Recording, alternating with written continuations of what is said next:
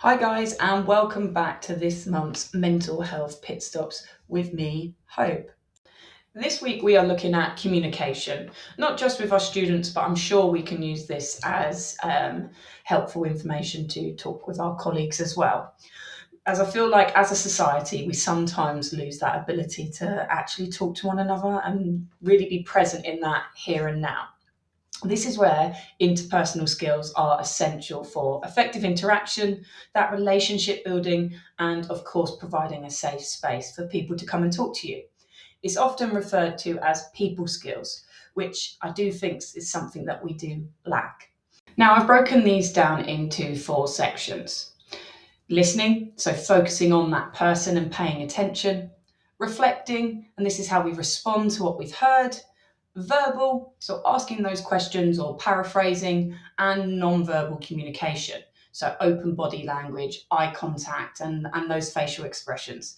We can tell a lot by someone's facial expressions and the eye contact they give if they're really interested or listening to our conversations. And these skills help us navigate social situations and connect to others on a deeper level.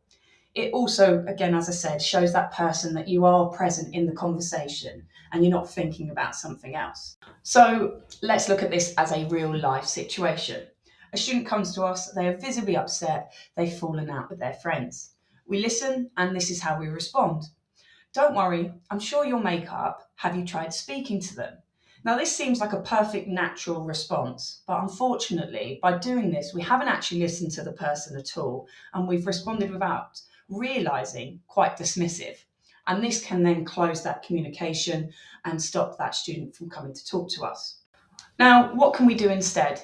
It's about validating those emotions. So saying something like, I can see how upset you are. I'm sorry you're going through this, as falling out with friends can be really stressful. And then looking about how you reflect back what you've heard. So something like, it sounds like they left you out on purpose. Again, then following up with other questions to help support and problem solve with that student. So you could say something like, what do you think would make you feel better? Do you feel like you want to clear the air? Or do you feel like you need a bit more space? Either is fine, I'm just here if you need me. By doing all of the above, you're making that student feel heard, and above all, you're creating that safe space for them.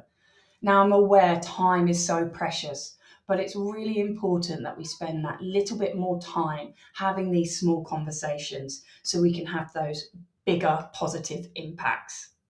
Now, let's move on to listening versus conversation.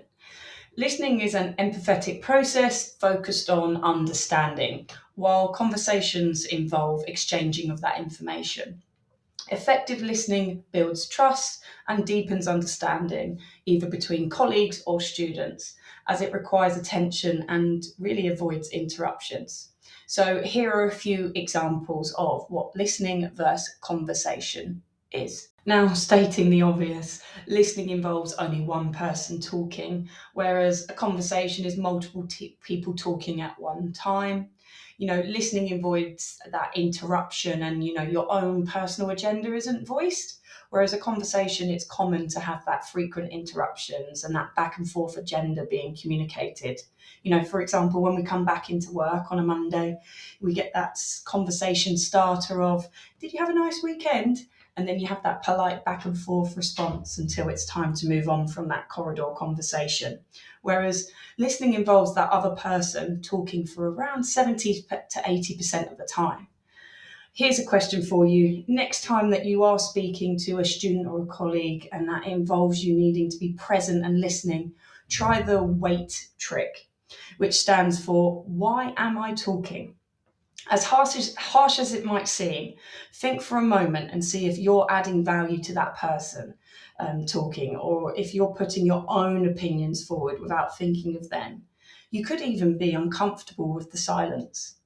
Finally, let's just outline everything I've been trying to say and really move on to about active listening.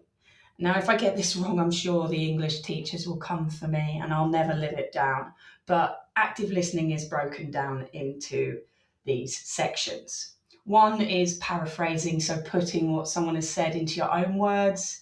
Then you have summarizing, so shortening what someone has said into a summary. Reflecting, again, what we've mentioned before, reflecting back that feeling that that person was sharing. And the main thing, empathy. Shared experiences, feelings, and putting yourself into the other person's experience. Again, questioning, asking for further details to avoid that assumption, but ultimately questions make the person talking really feel like you're listening and trying to understand more about it. By active listening, you're showing respect and value for the person speaking, and that will enhance both personal and professional connections. This process leads into a deeper understanding and obviously strengthens those relationships. Thanks for listening, and I will see you next time.